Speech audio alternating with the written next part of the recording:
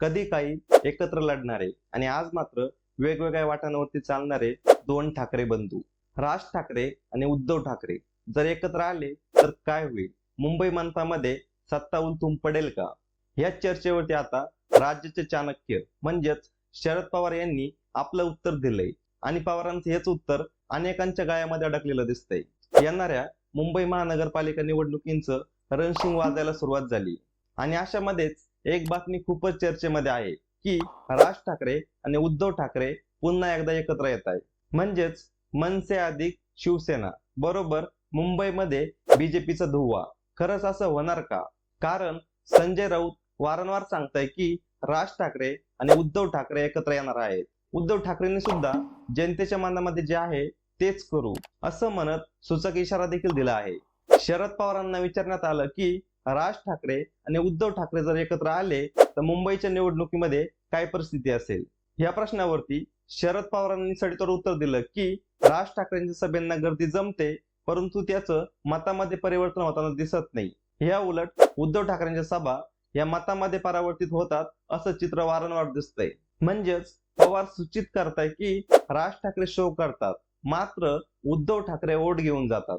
शरद पवारांनी आणखी एक महत्वाचं विधान केलंय की स्थानिक स्वराज्य संस्था म्हणजेच मुंबई महानगरपालिका यांसारख्या निवडणुका या महाविकास आघाडीने एकत्र लढायला हव्यात.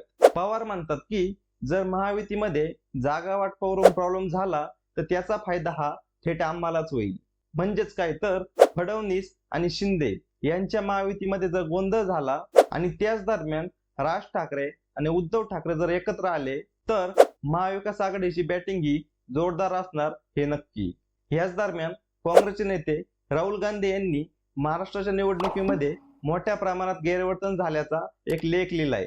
त्याच्यावरती प्रश्न विचारल्यावरती शरद पवार म्हणतात की राहुल गांधींचा तो लेख अजून तरी मी वाचलेला नाही. संध्याकाळी मी निवांत वाचतो आणि मग प्रतिक्रिया देतो. म्हणजेच काय तर गांधींच्या लेखावरती पवारांची प्रतिक्रिया जरा उशिरा येईल परंतु ती हिशोबाची असणार हे नक्की. या सर्व प्रकरणावरून एक गोष्ट नक्की दिसते की राज ठाकरे आणि उद्धव ठाकरे जर एकत्र आले तर राजकारणाला मोठा धक्का बसेल. परंतु मतपेटीमध्ये धक्का बसेल का हे बघण्यासारखं असेल आणि हेच गणित सांगण्यासाठी शरद पवार महत्वाची भूमिका बजावणार हे देखील तेवढंच खरं आहे. यावरती तुम्हाला काय वाटतं? राज ठाकरे आणि उद्धव ठाकरे जर एकत्र आले तर मनसे आणि शिवसेनेला किती जागा मिळतील? आपलं मत खाली कमेंट बॉक्स मध्ये लिहून नक्की कळवा.